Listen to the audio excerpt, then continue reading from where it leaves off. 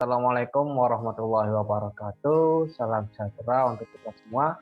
Berjumpa kembali dengan saya, Bapak Ilham, di pelajaran Bahasa Indonesia. Kali ini saya akan menjelaskan mengenai teks debat Bahasa Indonesia kelas 10 semester 2. Nah, jadi apa sih teks debat itu? Nah, nanti akan kita bahas bersama-sama. Jadi jangan lupa siapkan buku paket, buku tulis kalian. Jika ada hal-hal yang dirasa penting, silakan dicatat biar nanti tidak lupa ketika mau ulangan ataupun ujian. Oke, lanjut. Pernahkah kalian melihat debat? Nah, pasti di hidup kalian ya minimal sekali atau 2 kali pernah melihat debat. Entah itu debat pemilihan ketua OSIS, debat presiden, debat kepala desa, ataupun debat di antara anggota kelas ketika kalian memiliki pandangan atau pendapat yang berbeda, itu pasti menghasilkan debat.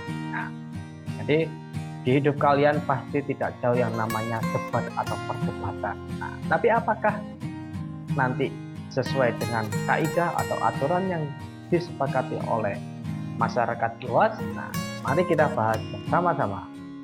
Nah, teks debat, jadi ini adalah pengertian dari teks debat. Silakan catat. Teks debat merupakan suatu kegiatan untuk menguji argumentasi yang dilakukan antar individu maupun kelompok. Nah, sedangkan menurut Kamus Besar Bahasa Indonesia, teks debat adalah sebuah pembahasan mengenai suatu hal dengan atau saling memberikan alasan untuk mempertahankan argumen masing-masing. Ya, di sini digarisbawahi memberikan alasan untuk mempertahankan argumen masing-masing. Itu adalah debat. Nah, sisi lain ketika kita debat, jadi ketika kita berdebat, jangan ada pandangan itu musuh saya, dia harus kalah, ataupun saling menjatuhkan, berbuat curang, ataupun yang lainnya. Ya, jadi ketika kalian debat, kalian bisa mendapatkan sudut pandang baru yang sebelumnya tidak terpikirkan olehmu, serta mendapatkan wawasan baru mengenai hal yang diperdebatkan. Misalkan kalian membahas tentang full day school, kalian tim yang tidak setuju dengan full day school karena mungkin alasan yang pertama, jam bermain berkurang, kemudian tugas banyak, ataupun meskipun full day 5 hari sekolah, Sabtu masih masuk karena ekstrakurikuler misalkan, pasti ada sisi negatif dari full day school. Tapi ketika kalian tim pro, otomatis kalian akan mendukung dengan full day school. Manfaatnya apa saja? Nah, dari sini kalian akan mendapatkan pandangan baru mengenai dampak positifnya ataupun dampak negatif dari full day school. Nah, jadi ketika kita berdebat, ada sesuatu yang belum kita ketahui, akhirnya jadi kita ketahui. Misalkan kalian debat, melihat debat pasangan ketua OSIS atau melihat presiden, seperti itu. Biasanya kan debat tentang visi misinya. Kita jadi tahu, oh ternyata calon ada seperti ini, oh calon ini seperti ini. Jadi ada pandangan baru yang tidak terpikirkan sebelumnya. Seperti itu ya. Jadi sisi lain debat itu sebenarnya banyak sekali manfaatnya. Jadi kita saling tukar pikiran, saling sharing, agar mendapatkan sesuatu hal yang memang disepakati. Seperti itu ya. Nah, sekarang kita membahas dengan tujuan dan fungsi debat. Yang pertama, ketika kita berdebat pasti melatih kemampuan berbicara di depan umum. Kadangkala ada siswa atau seseorang yang pandai untuk menulis, tetapi ketika mengutarakan di depan orang banyak atau khalayak umum, dia malu-malu, canggung. Pak, saya bisa menulis Pak, tapi ketika mengungkapkan saya nggak bisa. Nah, ada yang suka berbicara, tapi ketika disuruh menuliskan nggak bisa. Pak, sebenarnya saya tahu apa yang saya bicarakan, tapi nggak bisa menuliskan. Nah, bagaimana nanti kalau berdebat, otomatis lisan, ya. Jadi harus berani mengemukakan pendapat atau berbicara di depan umum. Yang kedua yaitu melatih kemampuan beradu argumen dan berpikir kritis. Jadi kalau debat, otomatis kalian tidak bisa memilih tim pro atau tim kontra ataupun tim netral. Itu bergantung dengan moderator ketika membagi kalian tim mana. Nah, di situ kalian dituntut untuk berpikir kritis. Oh iya, gimana ya caranya alasannya menjadi mendukung? Gimana alasannya menjadi menentang ataupun tim netral yang tidak memihak salah satu? Gitu. Jadi berpikir kritis, mencari argumen, mencari alasan untuk menguatkan sisi dari timmu. Yang ketiga, mampu menghormati pendapat yang berbeda. Jadi ketika kita berdebat, kita nggak boleh bersikukuh dengan pendapat kita harus benar. Kita harus mau mendengarkan pendapat orang lain. Jadi ketika memang tidak sesuai dengan apa yang kita ungkapkan, ya kita boleh menentang, tapi dengan sesuatu yang baik, dengan prosedur yang sudah ada dan disepakati oleh moderator yang jelas. Jadi kita mampu menghormati pendapat yang berbeda, seperti itu. Nah, ini adalah tujuan dan fungsi ketika kita debat. Lanjut. Kemudian di debat atau teks debat itu pasti ada strukturnya. Kita membahas tentang teks.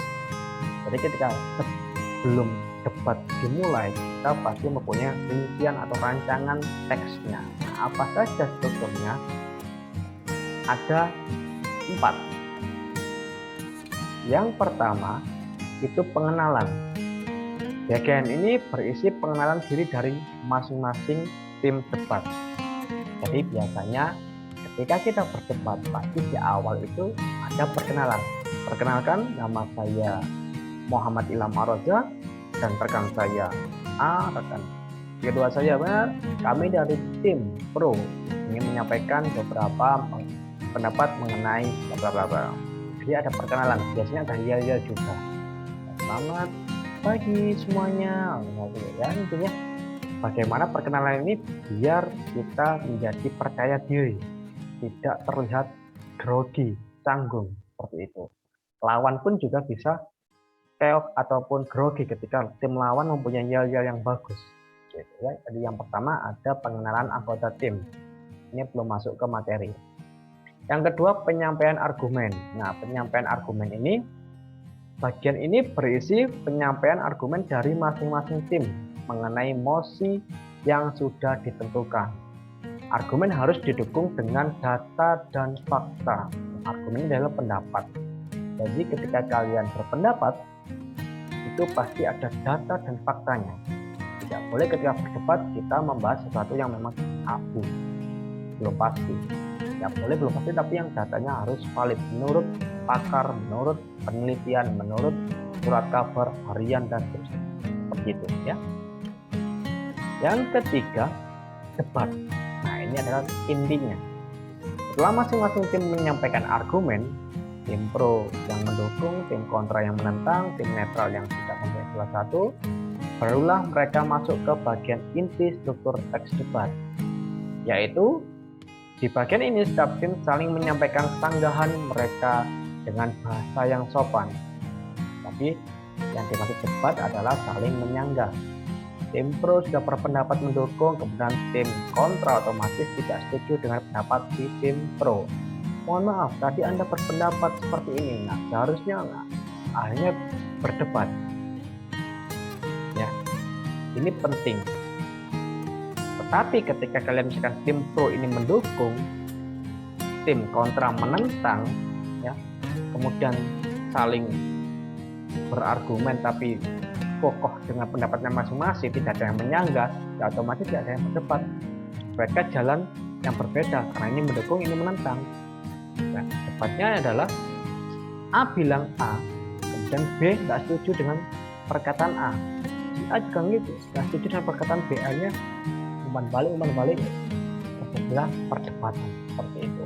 Jadi harus ada sesuatu kata kunci yang ditanyakan. Lanjut struktur yang keempat yaitu kesimpulan. Ya, bagian ini berisi kesimpulan dari setiap tim, kemudian diakhiri dengan kesimpulan hasil debat dari moderator.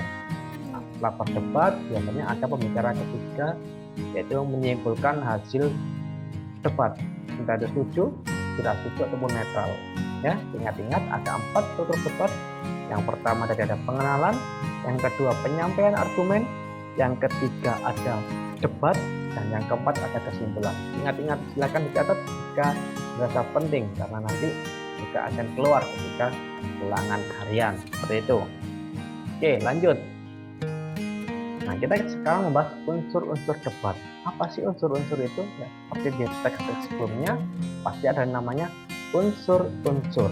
Nah, unsur-unsur ini adalah sebuah yang membangun biar debat ini terjadi secara sesuai dengan kesepakatan bersama. Harus ada saling topang menopang antar lini. Unsur debat ini ada 6. Yang pertama kita membahas mosi. Ya, mosi ini apa, Pak? Silakan ditulis ya. Dan 6. Mosi ini adalah hal atau topik yang diperdebatkan. Ya. Nama lainnya tema lah. Jadi mosi ini tema atau sesuatu yang diperdebatkan. Misalkan PPDB sekarang SMK ada zonasi. Pasti ada yang setuju, ada yang nggak setuju. Ya, mosinya di situ. Anak SMK lebih banyak menganggur dibandingkan anak SMA. Pasti anak SMK nggak setuju, tapi juga ada yang setuju. Nah, mosi adalah topik atau tema yang diperdebatkan. Nah, biasanya mosi ini yang memang bisa untuk berdebat dalam arti memiliki pandangan yang berbeda, tidak merujuk atau condong ke salah satu tim. Yang kedua yaitu tim pro. Nah, tim pro ini tim yang setuju pada topik yang diperdebatkan. Ya, ada tim pro, kemudian ada tim kontra. Tim kontra ini nama lainnya tim oposisi. Tim yang tidak setuju atau menentang topik yang diperdebatkan. Jadi ketika ada mosi A, tim kontra harus tidak setuju dengan mosi itu, sedangkan tim pro harus setuju. Yang keempat ada tim netral. Nah, tim netral ini dalam debat itu juga penting gimana ya, sulit memang karena tidak boleh condong ke salah satu pihak. Tim yang memberikan dua sisi argumen, baik dukungan maupun sanggahan terhadap topik yang diperdebatkan. Nah, biasanya tim netral ini memang ketika tim pro berpendapat, dia menulis, kemudian memberikan sanggahan, memberikan masukan, kemudian memberikan pertanyaan. Tim kontra juga seperti itu, dia berpendapat, tim netral menanggapi dan memberikan pertanyaan. Jadi tim netral ini juga bisa memberikan sebuah pertanyaan-pertanyaan yang memang sekiranya bisa membuat kesimpulan nanti akhirnya. Jadi tidak condong ke A, tidak condong ke B. Dia mempunyai pendirian sendiri. Yang kelima ada moderator. Nah, moderator ini penting seperti kalian presentasi, seperti kalian melakukan diskusi, pasti ada orang yang memimpin atau memandu jalannya debat. Moderator ini termasuk yang memperkenalkan anggota kelompoknya dari tim mana, yang memberikan timer, biasanya yang memberikan mosi, topiknya itu dari moderator, yang memberikan waktu untuk kapan berbicara, kapan stop, itu biasanya dari moderator. Dan yang keenam ya, notulen atau sekretaris penulis. Nah, orang yang menulis jalannya perdebatan dan mengambil kesimpulan dari perdebatan tersebut. Jadi biasanya letaknya di samping moderator. Jadi ketika moderator fokus dengan jalan diskusi, di notulen ini mencatat poin-poin diskusi, nanti disimpulkan yang dibacakan oleh si moderator, seperti itu ya. Unsur debat ada 6, ingat-ingat ada mosi, tim pro, tim kontra, tim netral, moderator, dan notulen. Diingat-ingat ada 6 ya, kalau strukturnya tadi ada 4. Lanjut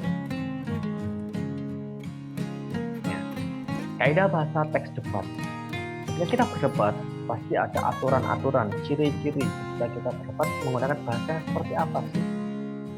Yang pertama menggunakan kalimat kompleks. Pada teks debat biasanya menggunakan kalimat yang mempunyai lebih dari satu struktur dan lebih dari satu kata kerja. Kalimat kompleks. Karena apa? Karena dalam menyampaikan argumentasi pasti kalian merujuk pada kalimat-kalimat pernyataan seseorang dari surat kabar ataupun dari internet, biasanya memang kompleks, lebih dari satu kata kerja dan panjang seperti itu ya.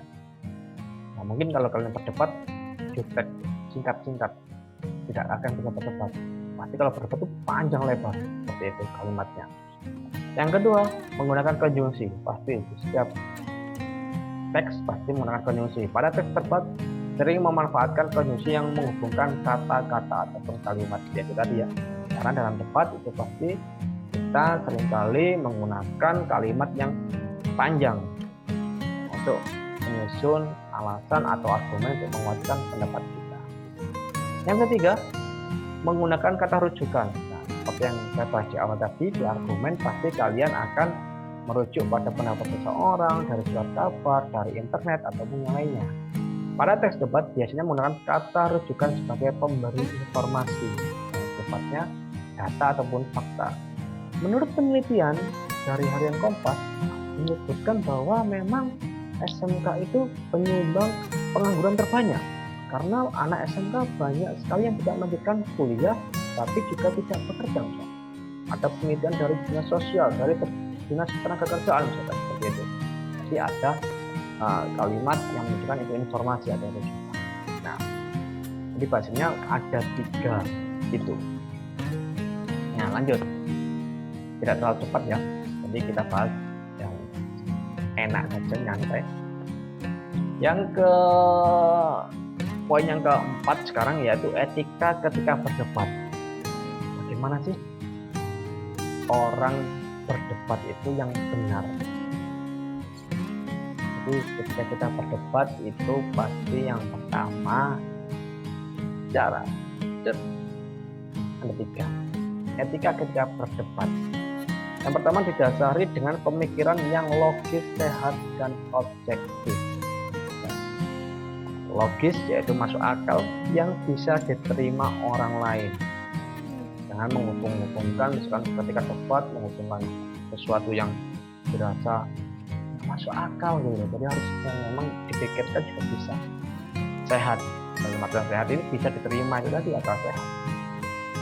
Dan objektif secara umum, secara global, tidak subjektif. Kan saya benci dengan anak A, hanya saya terbawa di debat. Apapun yang dibicarakan si A, saya nggak suka. Padahal ada benarnya, jadi kita harus bersifat objektif atau umum. Atau ya secara umum bagaimana, tidak boleh subjektif yang memang ini sendiri gitu. Yang kedua, bahasa yang baik, jelas, dan lancar. Jadi kita berdebat itu mau nggak mau kita harus belajar yang namanya artikulasi, kemudian bagaimana kita mengungkapkan dengan lancar, karena dalam debat itu ada yang namanya timer. Kita disuruh mengungkapkan pendapat kita, alasan kita dalam waktu mungkin 2 menit, 1 menit. Yang mau nggak mau ya berapa paragraf atau berapa kalimat itu bisa tersampaikan semuanya. Otomatis kita harus sering-sering berlatih untuk berbicara agar itu tadi lancar, kemudian jelas, tidak belibet. Jadi orang ketika menyimak debat kalian juga, oh iya benar, oh iya. Jadi ketar seperti itu. Yang ketiga, tidak keluar dari permasalahan yang dibahas. Seringkali out of topic. Jadi ketika debat bahas A, kemudian merembet akhirnya keluar dari topik A, nyambung ke topik B, C, dan seterusnya sampai Z. Nah, itu tidak boleh. Jadi kita mosinya adalah pentingnya belajar bahasa Indonesia untuk anak usia dini. Jadi bagaimana kita membahas anak usia dini itu penting nggak belajar bahasa Indonesia? Atau kita mempelajari atau mengajari anak usia dini itu bahasa asing dulu? Seperti itu ya. Jadi intinya ketika berdebat kita harus sering-sering membaca, sering-sering melihat informasi yang ada. Jadi apa yang kita bicarakan, apa yang kita sampaikan itu memang tema yang saya berikan. Masih ada lagi kan? Etika ketika berdebat tadi ada 3. Yang pertama tadi ada didasari pemikiran yang sehat, logis, bahasa yang baik dan jelas, tidak keluar dari permasalahan yang dibahas. Kemudian ada ini yang keempat, menghilangkan rasa emosional dan tidak memaksakan pendapatnya harus diterima. sekali tadi bahas, harus objektif, harus mau menerima pendapat orang lain, harus mau menghargai pendapat orang lain. Tidak boleh pendapat saya harus diterima, kamu harus ikut pendapat saya, tidak boleh bersikukuh ya. Yang kelima, tidak boleh menjelekkan orang lain. Jadi ketika kalian berdebat, tidak boleh menjelekkan kubu A, kubu C, dan seterusnya. Jadi harus sesuai apa aja, meskipun apapun itu ya. Jadi ketika berdebat pun ada aturan-aturan. Ketika kalian berbicara, menodongkan telunjuk dan matanya juga melotot, mengebrak meja, dan ini enggak. Kemudian yang terakhir, tidak boleh meremehkan lawan debat. Jadi ketika berdebat, kalian juga tidak boleh seperti meremehkan, kayak kelere ataupun cara berbicara meremehkan. Kan kita tahu kan orang yang sedang berbicara ini meremehkan atau menyelesaikan seperti itu ya. Dia tidak boleh memberikan pertanyaan yang memang menjerumuskan atau diniati untuk meremehkan lawan, seperti itu ya. Jadi silakan ditulis poin-poin penting debat ini. Nanti setelah itu baru ada praktek berdebat secara online atau virtual ya. Cukup sekian. Terima kasih. Jika ada pertanyaan, silakan langsung tulis di kolom komentar atau di grup WhatsApp mengenai teks debat ini ya. Terima kasih. Saya tutup. Sampai berjumpa di lain kesempatan. Wassalamualaikum warahmatullahi wabarakatuh.